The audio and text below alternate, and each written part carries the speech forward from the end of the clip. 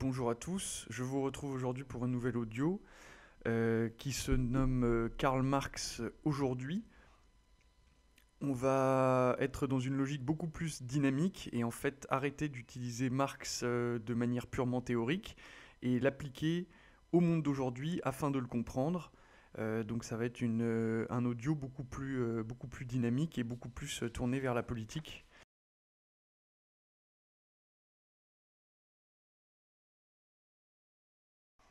Alors on va faire quelques rappels sur la logique de Karl Marx.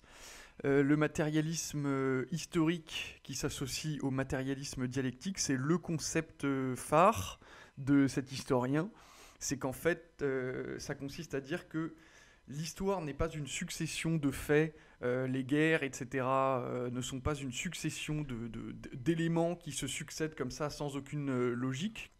Mais en fait, l'histoire est le fruit du matérialisme dialectique, c'est-à-dire que tous les phénomènes historiques sont le fruit de phénomènes économiques, principalement, c'est-à-dire que la lutte des classes et donc la concurrence économique entre les classes est le moteur de l'histoire et que c'est ça qui anime principalement l'histoire.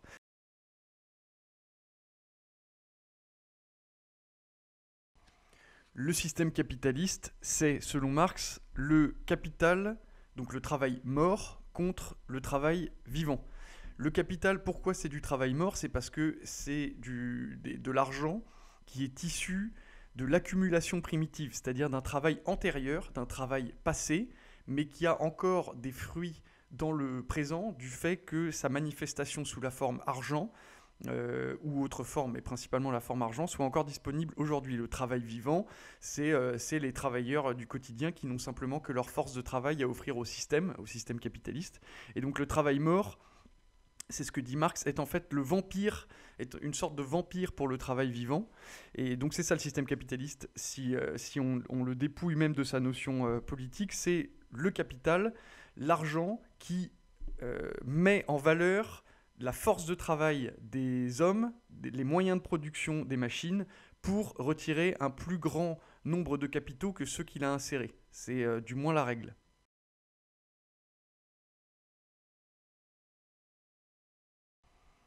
Voilà, ensuite, le dernier rappel qu'on va devoir faire, c'est la loi de la concentration du capital. Cher à Karl Marx, c'est le fait qu'en fait le capital a toujours tendance à se concentrer.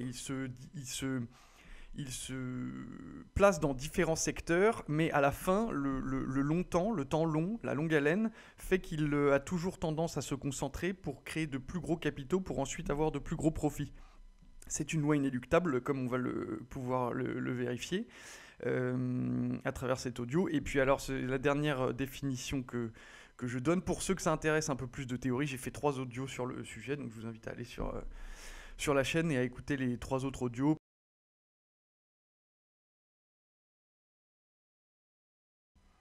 Suivant du coup la règle du matérialisme dialectique et du matérialisme historique et la règle de la concentration du capital, on peut voir que là où se concentre le capital, se concentre également le plus de pouvoir.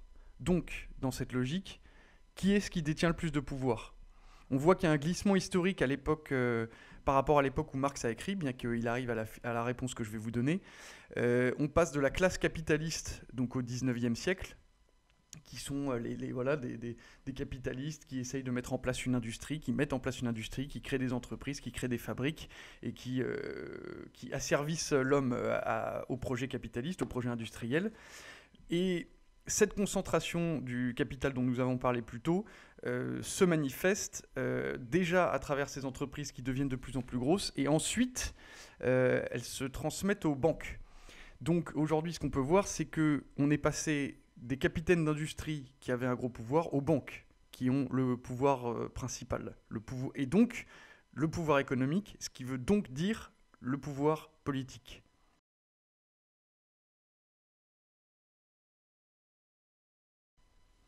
Alors la question sérieuse à poser maintenant, c'est d'où la banque, l'oligarchie bancaire tient-elle son pouvoir? D'où l'oligarchie bancaire tient-elle tous ses capitaux? On a tendance aujourd'hui à penser que c'est logique, or il y a eu des phénomènes historiques qui ont fait que la banque est devenue ce qu'elle est devenue. Elle n'était pas aussi puissante auparavant, les banques privées n'étaient pas aussi puissantes auparavant. Donc on a ce que j'ai appelé moi le vol de l'oligarchie bancaire, c'est-à-dire qui s'articule par les deux mamelles principales, économiques principales, c'est la monnaie et la dette. Alors la monnaie, on a une création monétaire qui est maintenant exclusivement réservée aux banques privées. Alors vous pouvez vous intéresser à la loi Pompidou-Rothschild, qui fait que ce n'est plus la Banque de France qui crée de la monnaie en fonction de l'or disponible dans ses stocks, et qui du coup fait circuler une monnaie qui est capable d'assumer l'activité économique du pays et de la nation tout en étant basée sur un stock d'or, d'argent, donc de métaux lourds réels. On a maintenant une monnaie qui est en fait fabriquée à partir de rien du tout, du vent. Le problème de cette monnaie, c'est qu'ensuite elle s'articule autour de la dette.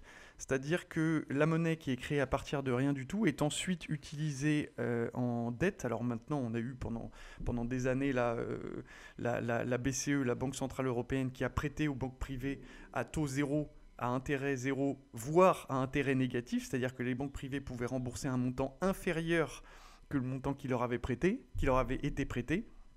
Le problème, c'est que ce sont, comme on l'a dit, des banques privées, ce ne sont pas des banques nationales. Donc, c'est-à-dire que ce sont des banques qui agissent pour des intérêts privés, in fine, c'est-à-dire pour l'intérêt des détenteurs de ces banques, donc de leur patron.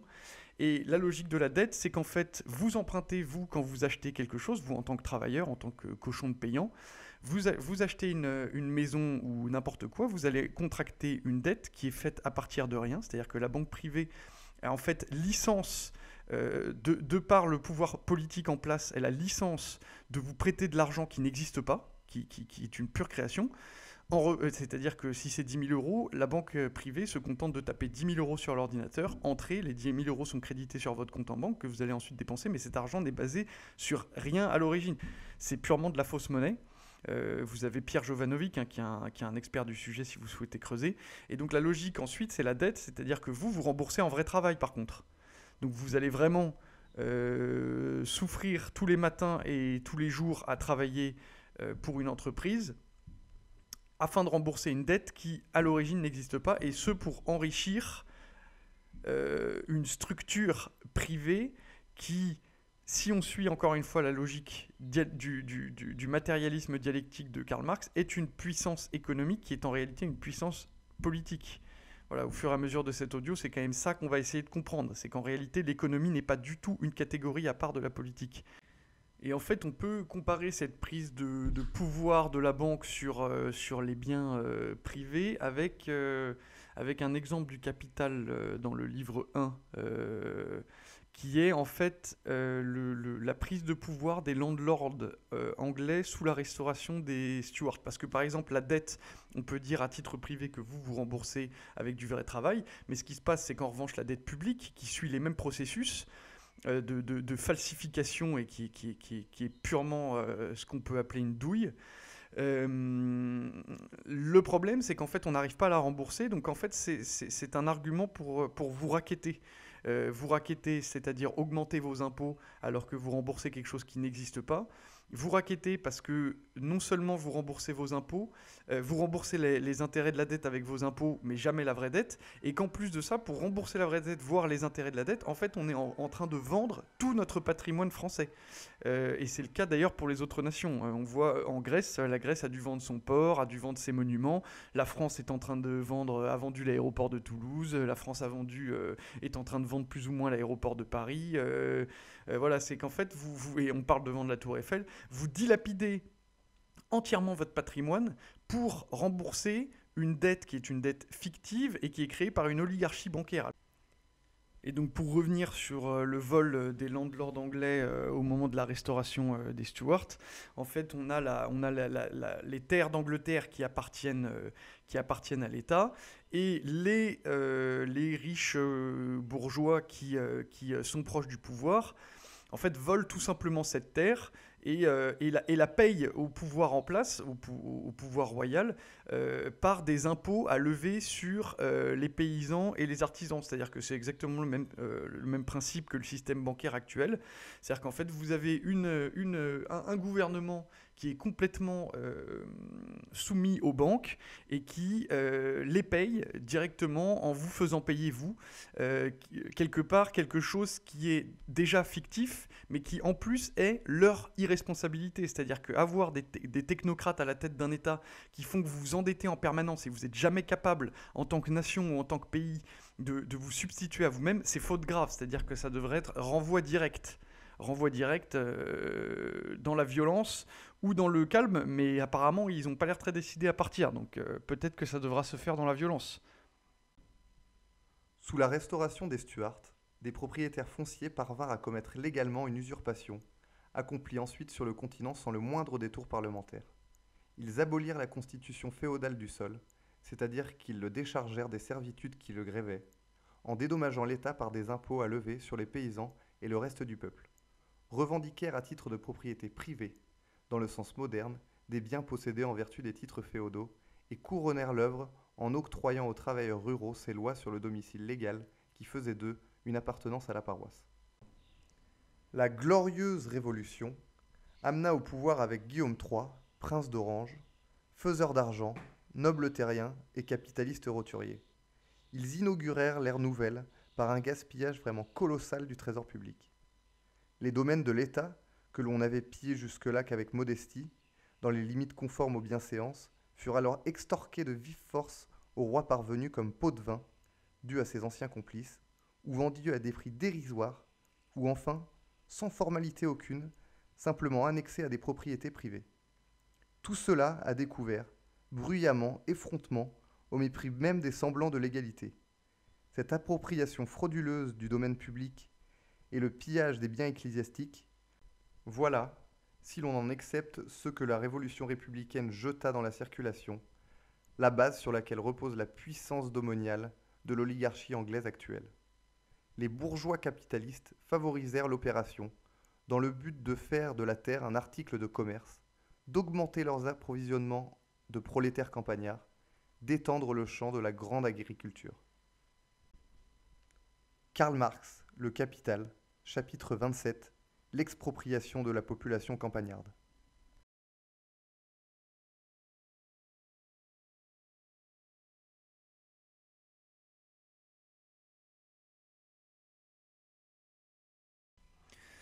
Alors la deuxième question, on va dire logique et surtout sérieuse, c'est qu'est-ce que l'oligarchie bancaire? Quelles sont ses habitudes et quel est son message? Quelles sont ses caractéristiques? Quand on veut lutter contre un ennemi, il faut connaître ses caractéristiques et en fait, on se rend compte que ces caractéristiques qui sont possibles dans le monde réel, dès lors qu'elles deviennent impossibles, empêchent l'existence de l'ennemi. Ça, c'est issu d'un autre livre de Karl Marx. Ce qu'on voit, c'est que l'oligarchie bancaire, très clairement, est apatride et mondialiste. Elle ne connaît pas les frontières puisqu'elle opère absolument partout, et elle est mondialiste puisqu'elle opère absolument partout, et qu'elle est, en général, complètement politique et politisée. Elle soutient tout le monde mondialiste, que ça soit les hommes politiques qu'elle finance, on en reparlera avec Macron, ou que ça soit des mouvements qu'elle finance, ça peut être des mouvements de minorité, type les Gay Pride, voilà, et tout ça. Elle ne reconnaît pas de frontières, et d'ailleurs un exemple très concret de ça, c'est George Soros, qui est un type qui a quand même fait sauter la Banque d'Angleterre. C'est-à-dire qu'on autorise également en fait des secteurs d'activité qui ne sont pas nationaux, qui sont même antinationaux, bon, mais ça c'est à la limite, non, mais c'est encore plus grave, mais en tout cas qui ne sont pas nationaux, mais qui autorisent de vous faire sauter la banque d'un pays, en fait. Donc, c'est-à-dire de ruiner l'économie d'un pays pour que une personne, une structure privée, puisse s'enrichir de manière totalement éhontée. Voilà, donc ça pose un certain nombre de questions sur ce que c'est que le libéralisme. Une fois qu'on voit que l'oligarchie bancaire est apatride et mondialiste, quelle est en fait la réaction que nous on peut avoir? La réaction, c'est qu'il faut se méfier de tout ce qui est apatride et mondialiste, puisque tout ce qui est apatride et mondialiste joue in fine, comme on va le voir dans cet audio, le jeu de l'oligarchie bancaire. Donc il faut qu'on soit apatride, il faut qu'on soit patride, nationaux et mondialistes, anti-mondialistes, ce qui n'est pas à opposer avec la mondialisation, hein, et avec la liberté des échanges. Mais en revanche, voilà, en un mot, on peut voir que la solution, c'est le retour à la patrie et à la nation.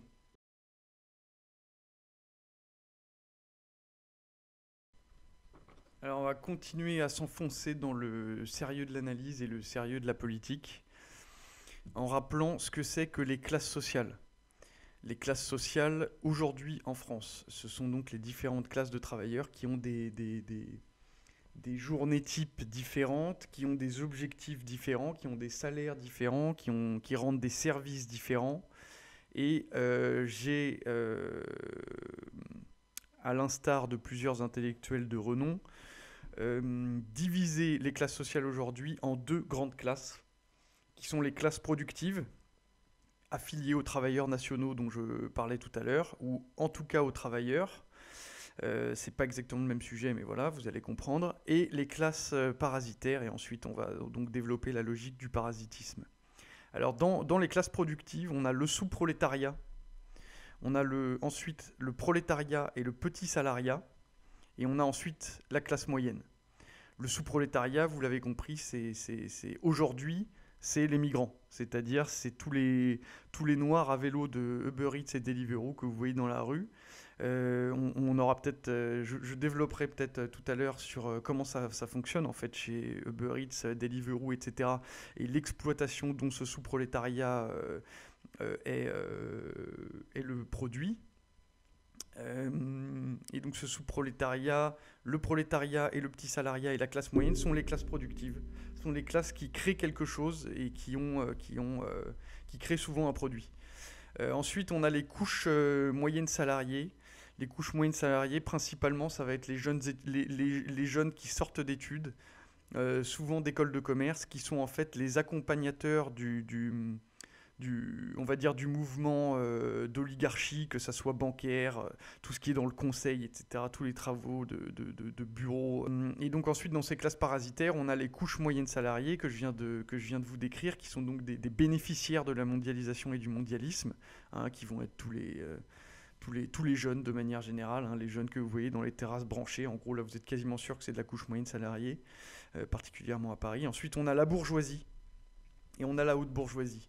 Bon, alors évidemment, il y a des stades de parasitisme, hein. Tous les membres de la couche moyenne salariée ne sont pas forcément des parasites, et tous les membres de la bourgeoisie non plus. La haute bourgeoisie, c'est quand même beaucoup plus contestable. Dans la logique du parasitisme, on a quelque chose de très simple, c'est que la bourgeoisie se décharge sur la classe moyenne de la nécessité imposée par la nature. La nature, c'est quelque chose qui existe. On a tous besoin d'une maison, on a besoin de manger. C'est-à-dire, c'est tous les besoins primaires, en fait, s'abriter, manger, dormir. Et en fait, la bourgeoisie est une classe sociale qui se décharge de tout cela en se spécialisant dans d'autres emplois. Et c'est en fait la classe moyenne, le prolétariat et le petit salariat qui s'occupent de gérer les besoins primaires de cette classe sociale, qui va être la construction d'une maison, la livraison de repas pour le sous-prolétariat, etc. Les classes productives, ce qu'on peut voir, c'est qu'elles servent la société, elles servent les gens de manière générale, c'est-à-dire qu'elles ont quelque chose d'utile.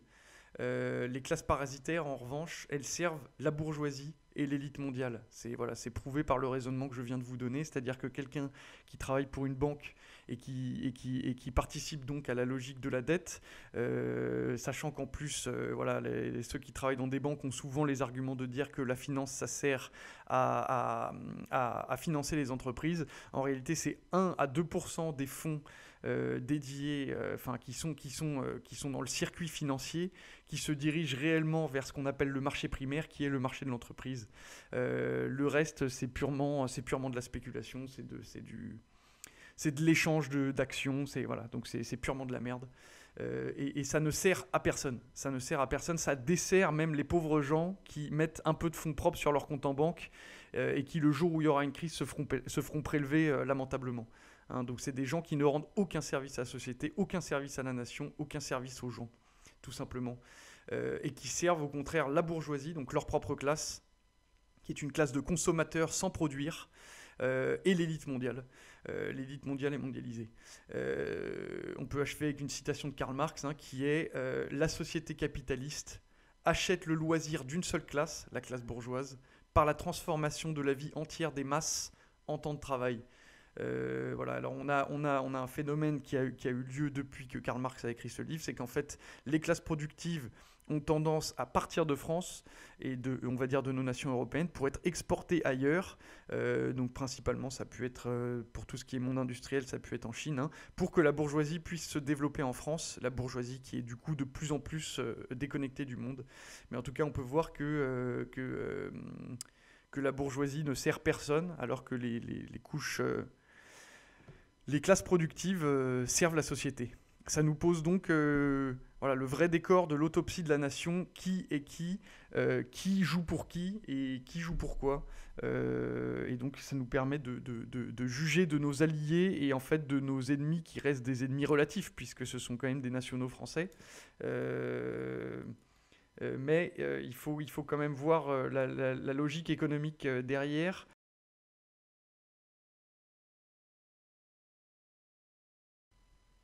Alors, suite à la description de cette réalité économique, donc politique, on peut voir qu'en fait, après, se définissent et se distinguent deux catégories que j'ai appelées les volets et les menteurs.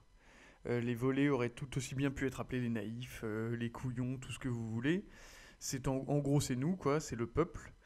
Les Français qui travaillent et qui ne se rendent pas compte de toutes ces réalités puisqu'elles sont cachées par justement les menteurs. Les menteurs que j'ai classés au nombre de 3, les syndicats, les médias et la classe politique. On va décrire chacun d'eux maintenant et voir pourquoi ils mentent, puisque dans tout ce que nous apportons, il y a des preuves.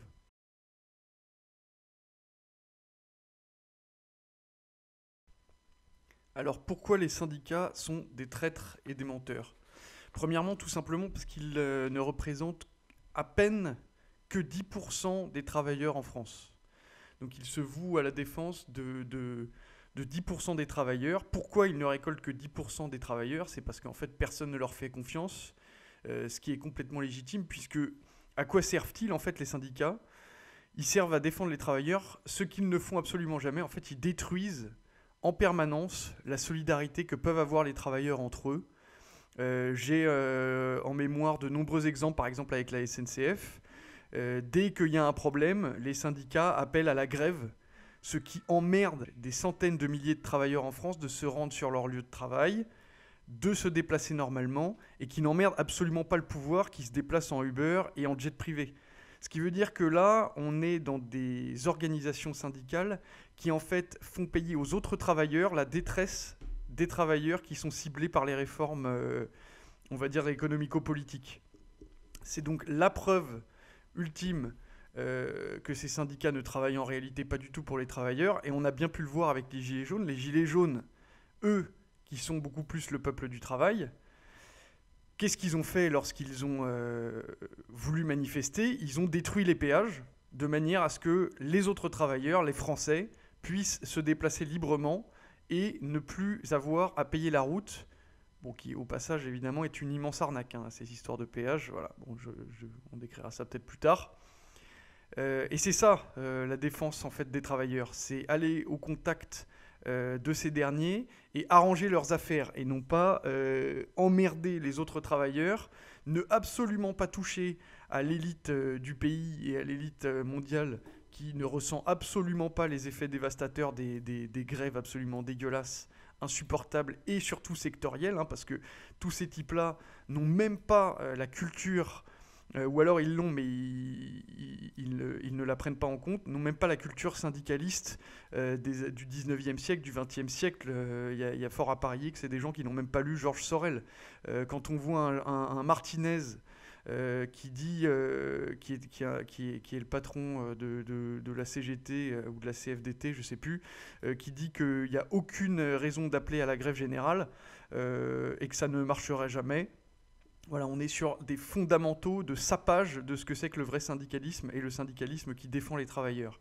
Donc les syndicats, ne vous faites pas avoir, sont des menteurs. Et ils ne sont pas là pour aider les travailleurs, ni pour aider les Français.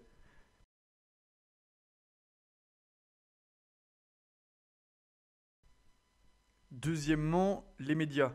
Les médias qui sont censés être une sorte de quatrième pouvoir et être composés de journalistes objectifs qui essayent sincèrement de trouver la vérité dans les différentes affaires qu'ils ont à traiter, devraient au moins avoir une pluralité des voix. Or, qu'est-ce qu'on voit ?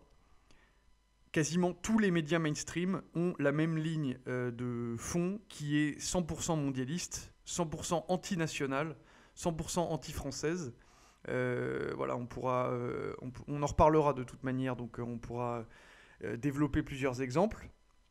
Ce qu'on voit en revanche, c'est que les médias ont tous le même son de cloche. Hein, les trois quarts ne rédigent d'ailleurs même plus d'articles, ils relaient simplement des brèves de l'AFP pour pouvoir faire du buzz et du clic, afin de pouvoir présenter à leurs partenaires commerciaux, c'est-à-dire aux grandes marques qui font des pubs chez eux.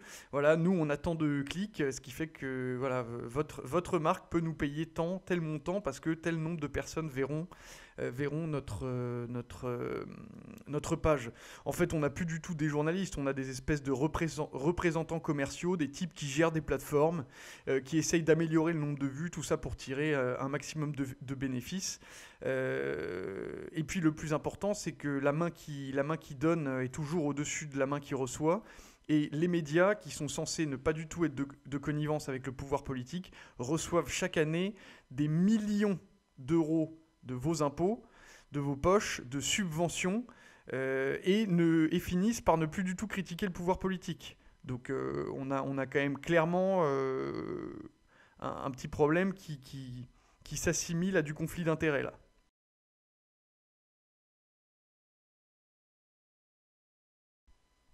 Alors après, on peut terminer avec le pompon, qui est la classe politique. Alors déjà, on va rappeler une définition. On est censé être en régime démocratique. Démocratie, ça vient de démos kratos, en grec. Démos, le peuple. Kratos, pouvoir. Donc démocratie, c'est le peuple qui a du pouvoir. Le seul pouvoir qu'a le peuple aujourd'hui, c'est d'élire ses représentants, qui sont des types qui discutent des lois, qui discutent à la télé et n'agissent pas énormément. Et ce qu'on peut voir, c'est qu'en fait, la classe politique n'agit plus du tout en fonction des intérêts de son peuple. Hein. Elle n'hésite pas à promulguer des lois depuis une quarantaine d'années qui vont totalement à l'encontre des intérêts nationaux, que ça soit en politique extérieure ou en politique intérieure, qui vont totalement à l'encontre du peuple. Hein. On peut le voir par les énormes manifestations qui peuvent avoir lieu. Et les nombreuses et vives critiques et très très peu de soutien au niveau du peuple des nouvelles lois qui interviennent. Je pense à la loi El Khomri, mais la loi de travail, mais il y en a plein d'autres.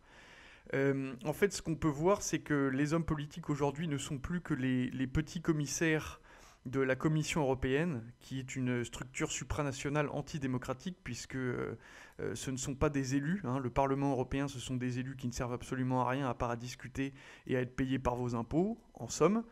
Et la Commission européenne, c'est elle qui décide des politiques à long terme de tous les États membres.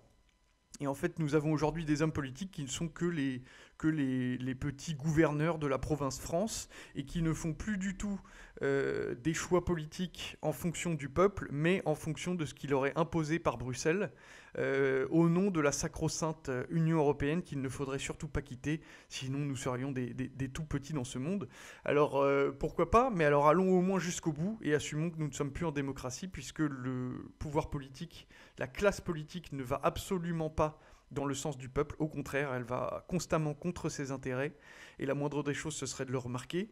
Et donc les médias dont je vous parlais, Les syndicats, bon, qui peuvent en parler un petit peu, mais en tout cas les médias et la classe politique qui ne parlent pas de ces problèmes, qui ne parlent pas du lien entre les décisions antidémocratiques et l'Union européenne, ne disent absolument rien, puisqu'en réalité ils ne traitent pas les problèmes profonds, qui sont les vrais problèmes entre la différence des intérêts nationaux et des intérêts supranationaux, pour ne pas dire antinationaux. Et en fait, c'est du blabla pour endormir.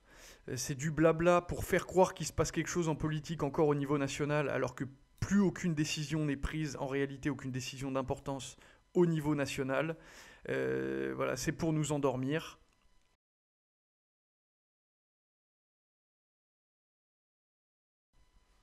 Et puis alors la dernière catégorie, les volés, les naïfs, les couillons, le cochon de payant, en fait c'est le peuple, hein, qui n'a pas du tout le bagage, on va dire, philosophico-culturel que je vous apporte ici dans cette vidéo, qui n'a accès qu'aux médias mainstream, et les médias mainstream se font fort de ne absolument pas vous dévoiler tout ce que je suis en train de vous dire, puisque ça nuirait fondamentalement à leurs intérêts politiques et économiques, puisque rappelons-nous que 100% des médias, 100% de la classe politique et 100% des représentants syndicaux ne sont en définitive que des bourgeois et rien d'autre que des bourgeois.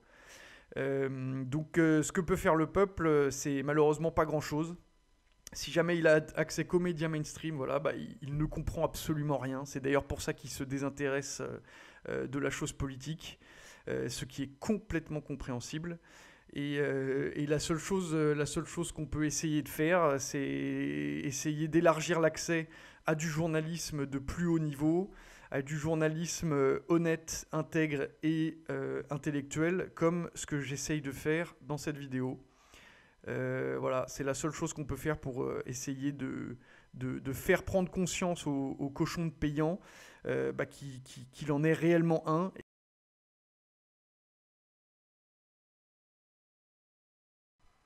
Alors ensuite, quand on parle d'exploitation, forcément comme on est en régime bourgeois, l'exploitation doit être liée à la question, on va dire, monétaire, à l'argent.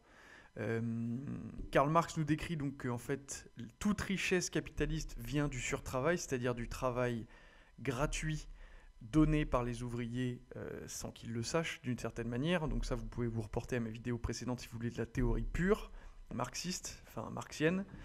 Et en fait, on est passé du surtravail à la surfiscalité. La surfiscalité pour la dette et la surfiscalité pour soi-disant arriver à gérer les dépenses de l'État. C'est une question sur laquelle on va revenir. Et là d'ailleurs, on peut faire une remarque très intéressante quant aux catégories. À partir du moment où on est surfiscalisé, on est opprimé et on est surtout exploité. Et là, on peut faire une nouvelle preuve que les syndicats sont des traîtres, c'est qu'en fait, les syndicats passent leur temps à nous dire que le problème, c'est les patrons. Ce qu'on peut voir, c'est qu'en réalité, les patrons, je rappelle que 70% des emplois en France sont garantis par des PME et TPE, c'est-à-dire des petites et moyennes entreprises et des très petites entreprises. Les patrons de ce genre d'entreprise-là, c'est des gars qui travaillent aussi dur, voire beaucoup plus dur que les employés, et qui sont exploités de la même manière par la fiscalité. Hein. Donc le problème, c'est pas les patrons, mais le problème, pour citer Karl Marx encore une fois, c'est la bancocratie. Parce que pourquoi est-ce qu'on est autant taxé? C'est pour rembourser principalement les intérêts de la dette, pour faire juter la dette.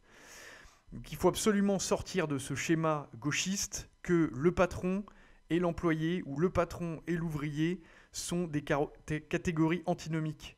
Peut-être que ça a été vrai à une époque, ça ne l'est plus. Aujourd'hui, le patron est un travailleur comme les autres, il est aussi opprimé que les autres, voire plus opprimé que les autres, de par le fait qu'il travaille en général plus que ses employés.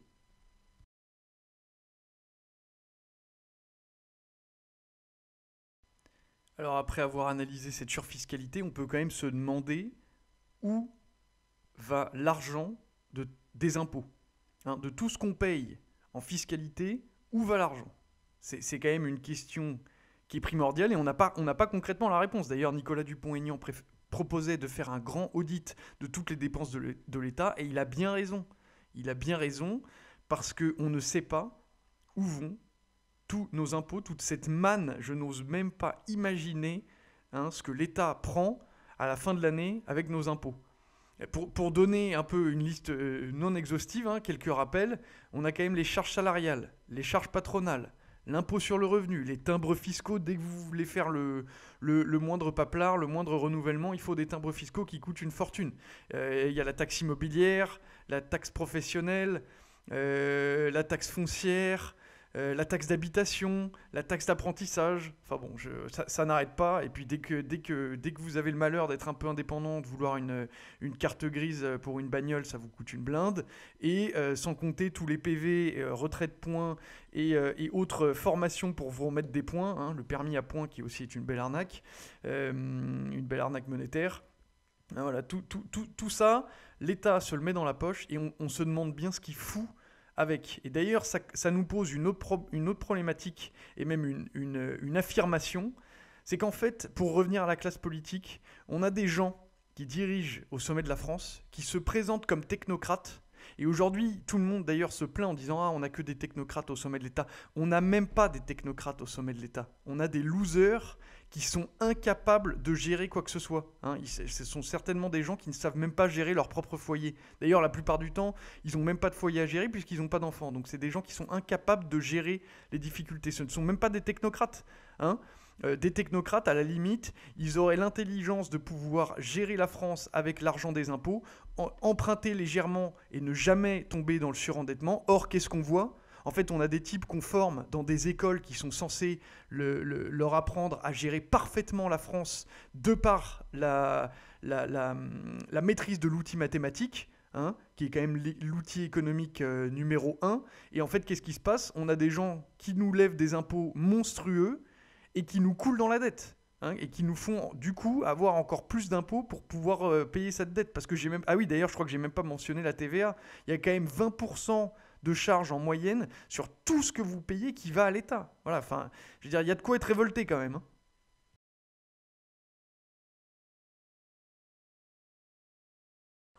Donc dans tout ce qu'on a décrit, on peut quand même voir qu'on est plus dans une dictature du capital, et du capitalisme et des détenteurs de capitaux, qui sont principalement les banques, pour encore une fois le rappeler, plutôt que dans une démocratie. Je vous ai prouvé un peu plus haut qu'on n'était pas en démocratie.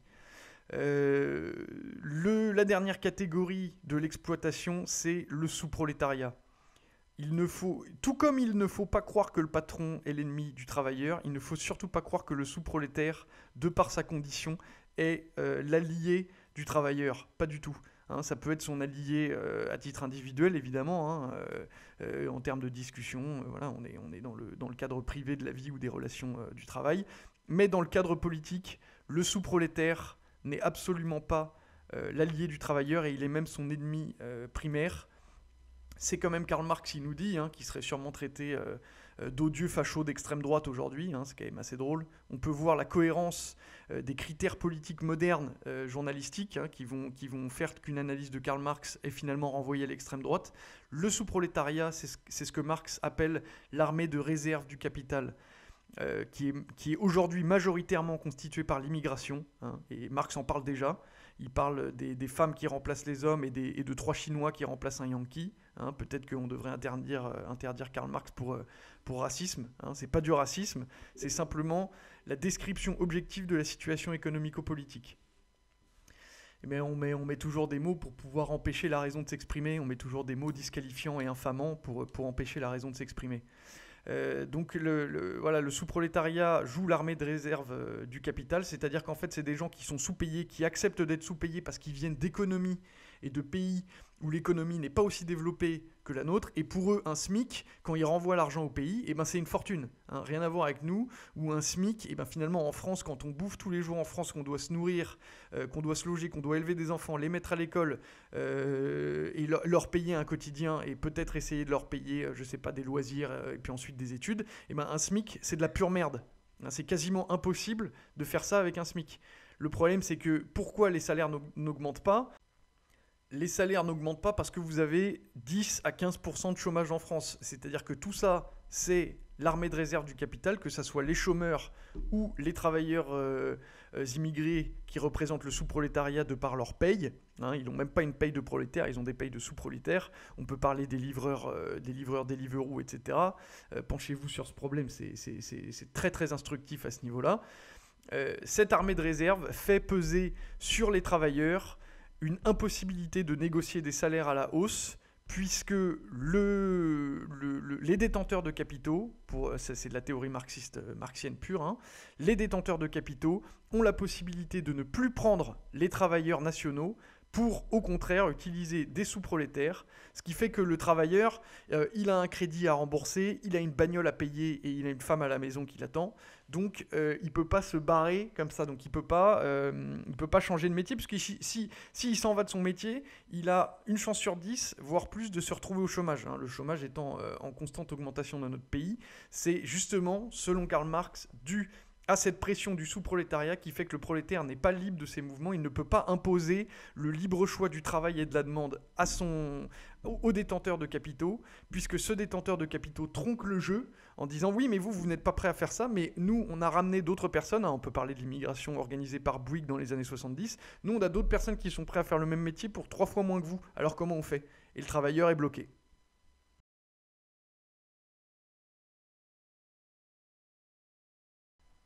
Alors, qu'est-ce qui empêche la prise de conscience de la domination par les gens, on va dire? Il y a plusieurs chapitres. Donc, le premier, c'est le lavage de cerveau médiatique perpétuel. On parlait de voiture tout à l'heure. Ce que je peux voir, c'est qu'il y a beaucoup de gens qui, dès qu'ils rentrent dans leur bagnole, ils allument la radio, ils allument la télé, pas dans la bagnole, mais chez eux, la télé. Et comme je vous ai décrit tout à l'heure, la classe journalistique, ils ne prennent absolument pas soin de donner un filtre différent, de donner un son de cloche différent. Les médias n'ont absolument pas la légitimité qu'ils ont pu avoir autrefois. Je pense au Monde de Beuve-Méry, hein, qui a été créé sous De Gaulle. Voilà, je pense que Beuve-Méry se retournerait dans sa tombe plusieurs fois en voyant ce qui est devenu Le Monde, cette espèce de papier c'est absolument inqualifiable et innommable. Il n'y a plus rien de sérieux, il n'y a plus aucune analyse de fond, plus d'analyse critique, simplement des sujets sociétaux, jamais de sujets sociaux, on va pouvoir en parler d'ailleurs. Donc le lavage de cerveau médiatique perpétuel, ça aide à ne pas prendre conscience de la domination. D'ailleurs, les 3 quarts des gens ne comprennent absolument rien et pensent que le monde est beaucoup plus... Enfin, que c'est un grand n'importe quoi, un grand bordel, alors qu'en fait, il y a des outils qui permettent de mieux comprendre, évidemment pas tout. Le monde reste extrêmement complexe. Il y a beaucoup de rapports de force, il ne faut pas tomber dans le simplisme. Mais en revanche, les gens ne prennent pas conscience de tout l'appareil de domination économico-politique que je vous ai décrit précédemment, grâce au fait que lorsqu'ils sont intéressés, qu'ils veulent finalement se renseigner, il n'y a absolument rien, que ce soit dans les médias mainstream, à la radio, à la télé, qui leur permettent de comprendre, et ils restent donc à 100% dans l'ignorance. Sans parler de ce qui est devenu le journalisme, hein, à une certaine époque, historiquement, on peut penser à la génération de nos parents, de nos arrière-grands-parents. C'était des gens qui, de manière générale, valorisaient quand même une certaine culture, avaient accès aux livres, et surtout lisaient, parce qu'on a toujours accès aux livres, mais surtout lisaient.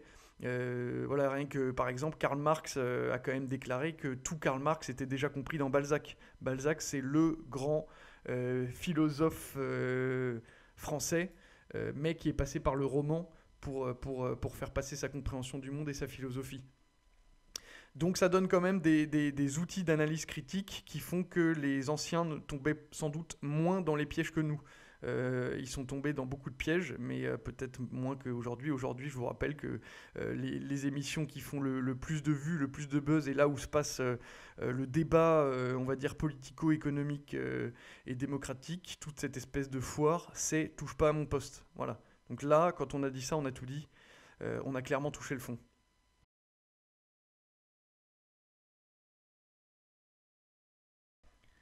La deuxième force du pouvoir médiatico-politique, puisque comme je vous en ai parlé avant, le médiatique travaille avec le politique. D'ailleurs, on va faire un petit chapitre après des preuves irréfutables pour vous prouver pourquoi ce que je dis est vrai. Ça viendra juste après ce chapitre. La deuxième arme, c'est la guerre sémantique, avec les mots infamants et disqualifiants qui ne veulent rien dire et qui surtout coupent court au débat, hein, c'est le point Godwin. Donc les mots, avant c'était racisme. Bon, comme c'est un mot qui est quasiment mort, puisqu'en fait on a bien compris que personne n'était raciste en France, à part peut-être deux ou trois personnes complètement alcooliques qui ne comprennent rien. Le mot raciste est un peu mort, alors maintenant on l'a remplacé par beaucoup d'autres mots, hein, qui vont être grossophobes. Bon voilà, je les ai même plus tous en tête tellement je les écoute plus tous ces mots, qui ne veulent absolument rien dire et qui surtout coupent court au débat et puis déplacent le débat sur des sujets qui ne sont absolument pas concernés et absolument pas vitaux, hein, dans l'analyse critique du politico-économique actuel. Ça déplace le débat constamment en fait. Voilà, on a le mot complotisme aujourd'hui qui est très très utilisé. En fait, complotiste, ça sert à décrire deux types de personnes. Les personnes complètement connes qui croient et qui disent 100% des âneries sur Internet, par exemple que la Terre est plate, voilà, et puis des trucs qui sont absolument pas intéressants finalement. Que ce soit vrai ou faux, finalement, on n'en a rien à foutre parce que c'est absolument pas intéressant pour ce qui nous concerne, le politico-économique qui est quand même la chose principale qui nous intéresse, particulièrement quand on utilise Marx pour l'analyse.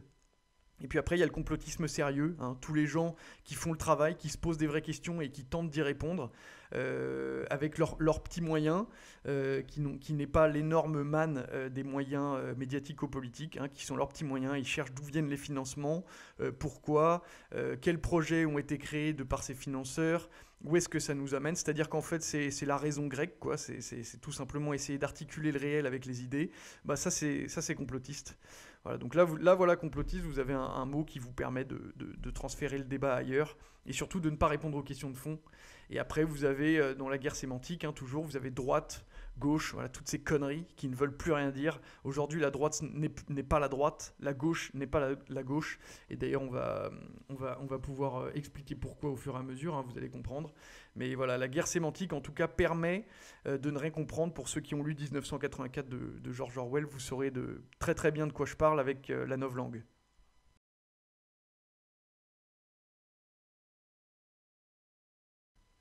Alors après, ces outils de domination qui empêchent la prise de conscience et qui émanent en fait directement du pouvoir, on a également la prise de conscience qui est impossible de par, on va dire, notre propre histoire et notre propre individualité. C'est le cas de le dire, puisque le problème principal, ça va être l'individualisme, hein, l'individualisme bourgeois, qui ne se mêle absolument plus de collectif, hein. Tout est purement individuel, tout est purement subjectif. Il n'y a plus rien de commun, et d'ailleurs, l'effacement des nations au profit de structures supranationales comme l'Union européenne n'y est pas étranger. En fait, on n'est plus solidaire de rien, on comprend plus rien, et on est dans l'apatrisme complet, la superficialité, et jamais on se dit en tant que Français quel problème est-ce qu'il y a. Les gens qui se plaignent, il faudrait peut-être que je les écoute, les vrais gens qui se plaignent. D'ailleurs, souvent les vrais travailleurs, hein, victimes de toute la surfiscalité, de toute l'oppression de l'État, ne se plaignent pas, hein, mais ça s'appelle la question sociale. Quand je vous disais que la gauche n'était plus la gauche, ça s'appelle le socialisme, c'est-à-dire la question sociale, c'est-à-dire la question du travail, qui n'est une question qui n'est plus du tout posée. Hein, aujourd'hui, on va vous parler, ce sera le prochain chapitre, mais on va vous parler de conneries sociétales. Et surtout, cet individualisme, le problème, c'est qu'il casse toute solidarité nationale, c'est-à-dire qu'on n'a plus la moindre notion de ce que c'est que la politique française, la solidarité française, qu'il peut y avoir, la solidarité transclasse, qui fait qu'un peuple, à un moment donné, peut fraterniser et s'unir pour prendre en main son destin et décider de l'amener vers le bien. Aujourd'hui, on n'y est plus du tout, et c'est principalement à cause de l'individualisme. Donc ça, l'avantage, c'est qu'on peut travailler nous-mêmes dessus et essayer de s'émanciper de cette prison qu'on s'est construit nous-mêmes.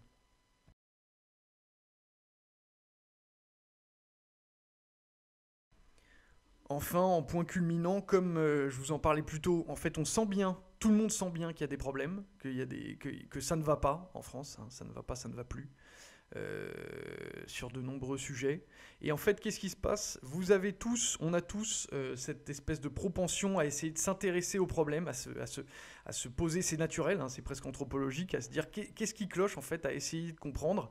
Et encore une fois, là, le pouvoir fait un très très bon travail pour nous empêcher de comprendre, c'est-à-dire qu'il met en avant les combats sociétaux et qu'il passe totalement à la trappe les combats sociaux.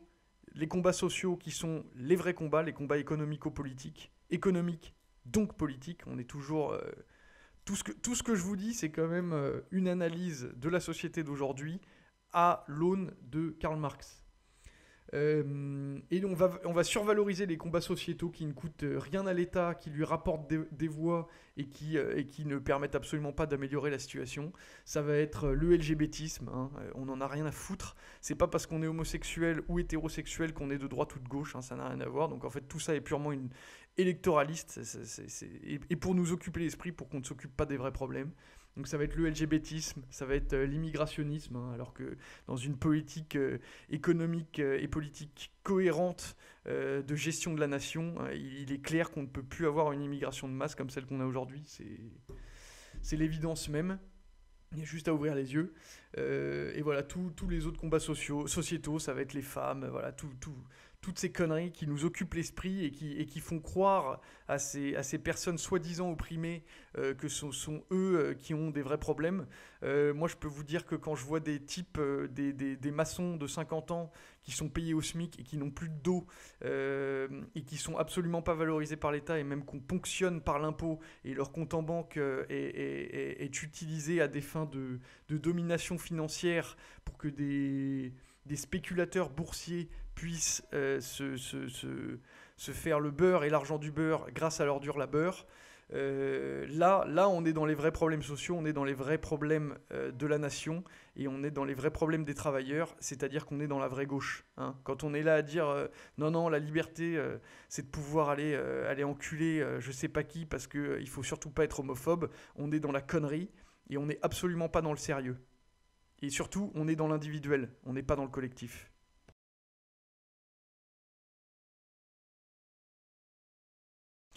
Alors maintenant, pour montrer que ce que je dis est vrai, que c'est pas des âneries ou une logorée sans sens, mais que déjà premièrement, c'est philosophiquement valable de par le concept de matérialisme dialectique de Marx, et que deuxièmement, c'est valable de par les faits réels et concrets qui nous le prouvent. On va donner plusieurs preuves irréfutables du réseau, on va dire du triptyque capital, pouvoir politique et pouvoir médiatique, puisque c'est le triptyque dont nous parlons tout à l'heure, le triptyque du pouvoir, et ils travaillent main dans la main. Le premier, c'est la preuve irréfutable de la connivence entre le capital et le pouvoir politique. Ça s'incarne tout simplement en une seule personne, Emmanuel Macron, qui est aujourd'hui le président de la République française, qui est un type qui, 2 ans avant son élection, est totalement inconnu du grand public. Il a travaillé chez Rothschild pendant plusieurs années, il a été associé gérant. Il a été... bon, il y a beaucoup de biscuits sur lui, hein. Il a gagné des millions d'euros qui n'ont jamais été présents dans la moindre déclaration de patrimoine, alors que n'importe quel autre candidat du système qui avait 100 000 euros de dissimuler, les médias lui demandaient immédiatement des comptes. Lui, on ne lui a jamais demandé de compte. En tout cas, entre capital et pouvoir politique, la connivence est flagrante. C'est Emmanuel Macron, fabriqué du jour au lendemain par Alain Minc et Jacques Attali, qui sont les hommes qui dirigent bien plus la France que Emmanuel Macron, puisqu'ils sont aux côtés de tous les présidents depuis 1981 et Mitterrand, je vous le rappelle. Donc voilà.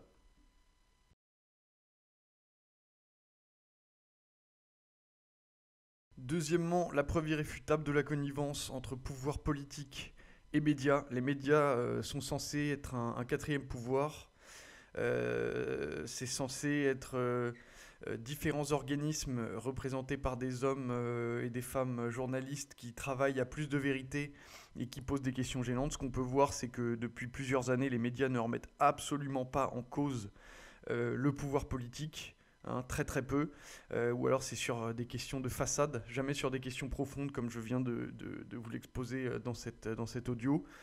Bon alors je mettrai plusieurs articles en en description de la vidéo pour vous montrer que c'est pas du mensonge, hein. J'ai plusieurs articles. Il y en a un qui parle de 2 milliards, d'une aide de 2 milliards de l'État pour les médias, un autre qui parle d'une aide de 483 millions sur 2 ans. Bon, de toute manière, ça fait plusieurs années, hein, que les médias ne sont pas rentables. Et que l'État leur vient en aide. Voilà. Donc on a un pouvoir, soi-disant un quatrième pouvoir, qui est censé critiquer les personnes qui lui donnent l'argent nécessaire à sa vie. Voilà.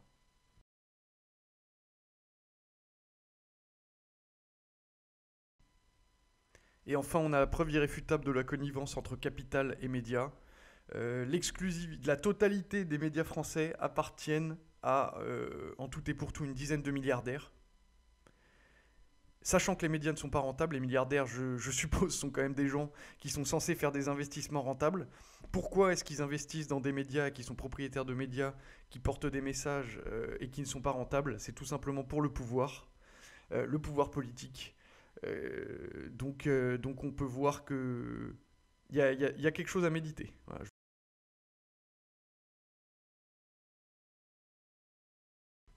Enfin, on va passer dans la politique dure pour vous montrer que toute la ligne que j'ai développée au long de cet audio est complètement cohérente et surtout vraie. Ça ne veut pas dire que c'est la vérité dans toute sa globalité, mais en tout cas c'est une ligne, un filtre qui permet de comprendre le monde actuel, au moins la France actuelle, et la réalité, de la comprendre, on va dire, réellement. La question c'est où est le combat politique sérieux? Je vous parlais tout à l'heure des combats sociaux et des combats sociétaux. Les combats sociétaux sont là pour occuper votre esprit, pour occuper l'esprit de la population, pour faire croire qu'il y a des combats sociaux. Hein, ce qu'on peut voir, c'est que dans l'histoire, les combats sociaux ont toujours été un lieu de grande souffrance. Pour obtenir l'État-providence français, il a fallu de la haute lutte, comme disent la plupart des gens qui aujourd'hui se revendiquent de combats sociétaux comme le féminisme. Voilà, on va prendre le féminisme comme exemple. Ce qu'on peut voir, c'est comment est traité le lobby féministe par le pouvoir. Et ben, le pouvoir, qu'est-ce qu'il fait? Comme ça coûte rien et que c'est une connerie, et que le pouvoir sait très bien que c'est une connerie et que ça va pas loin, puisque une femme, autant qu'un homme, si c'est une bourgeoise, sa conception du monde n'a absolument aucun rapport avec celle d'un travailleur, hein. Donc c'est pas une question de sexe, c'est une question de condition sociale, c'est une question de classe sociale. Tout est économique avant d'être purement subjectif. Euh, Ce qu'on peut voir, c'est que le féminisme, eh ben, aujourd'hui, ça se traduit en actions concrètes d'associations qui sont subventionnées par l'État et par des ministères de, de, de, de l'égalité des droits, je ne sais plus comment ça s'appelle, entre les hommes et les femmes. Bon, donc là, on n'est pas dans la haute lutte. Là, on est clairement dans le pouvoir politique qui favorise un combat sociétal pour éviter les vrais combats sérieux. Et le vrai combat sérieux, dernièrement, c'est le combat des Gilets jaunes. C'est un combat économique, c'est un combat social, dans lequel d'ailleurs il y a énormément de femmes. Et qu'est-ce qu'on voit? Comment sont traités les Gilets jaunes? Les Gilets jaunes sont traités comme des ploucs, comme des pauvres merdes. On leur arrache des mains, on leur crève les yeux, et rien de tout ça ne transparaît dans les médias en disant que c'est un scandale, que l'État agit n'importe comment, et que les moyens policiers mis en œuvre sont complètement excessifs. Et surtout, ce qu'on peut voir, c'est qu'on a quand même un pouvoir politique qui, plutôt que d'écouter son peuple, le peuple du travail, qui revendique des choses simples, suite à des tentatives de loi totalement abusives, plutôt que d'écouter, hein, et d'essayer d'arranger la situation, eh bien en fait le pouvoir politique ne bouge pas et continue sur sa ligne de réforme. Pourquoi? Parce que en fait, le pouvoir politique, comme je vous l'ai expliqué tout au long de cet audio, n'est plus du tout au service du peuple. Nous ne sommes plus en démocratie depuis belle lurette. Nous sommes dans une oligarchie, c'est-à-dire que le pouvoir politique est simplement le représentant des plus gros détenteurs de capitaux, et qu'il émet des réformes pour que ces détenteurs de capitaux puissent continuer à les utiliser et à les faire fructifier, voilà, au détriment du peuple et des travailleurs et de la nation française.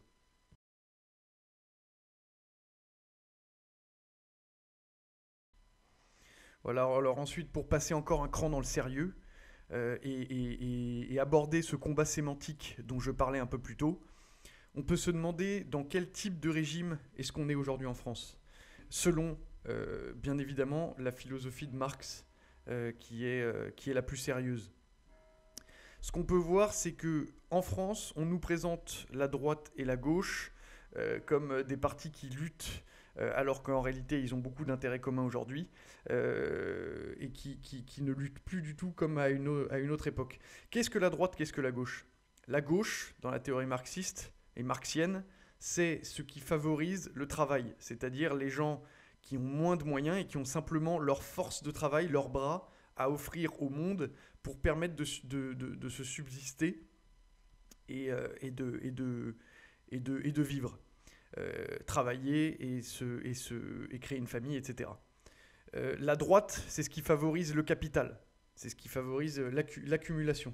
Donc, quand on nous dit aujourd'hui que Emmanuel Macron est un président du centre ou de droite et de gauche, c'est un mensonge total. Ce qu'on peut voir, c'est qu'aujourd'hui, on est dans une dictature d'extrême droite, puisque ce sont les détenteurs de capitaux, les oligarques qui dirigent entièrement les financements de l'État. On peut même le voir avec les plans, par exemple avec la crise du Covid, là, où on a vu que la première entreprise qui a été sauvée, ça a été la Fnac, avec, je ne sais plus, quelque chose comme 500 ou 600 millions d'euros de prêtés, et qui ne seront jamais remboursés, et qui sont garantis par l'État, c'est-à-dire qui sont garantis par vos impôts. Voilà, c'est pas vous, les travailleurs, on vous enlève votre emploi, on vous empêche d'être serveur, on vous empêche d'avoir une vie sociale de par le travail, parce que le travail, c'est pas seulement un salaire, c'est également une vie sociale, et ça a quelque chose de très important qui est la structure d'un individu adulte.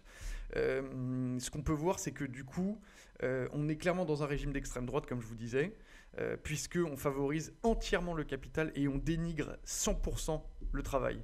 Tout ce qui est important, c'est le capital. Et d'ailleurs, on a encore une fois la preuve qu'on est dans une dictature d'extrême droite avec les gilets jaunes, où on a des travailleurs, des gens qui galèrent, qui se plaignent du fait que leurs fins de mois sont difficiles. Et qu'est-ce qui leur arrive? Ils manifestent dans la rue et qu'est-ce qui leur arrive? Ils se font tout simplement tirer dessus à coups de flashball. Voilà ce qui se passe. Je vous remercie de m'avoir écouté. J'espère que ça vous a intéressé et surtout que ça a pu vous ouvrir les yeux sur un certain nombre de sujets. Je mets en description les articles concernant les subventions médiatiques et à bientôt.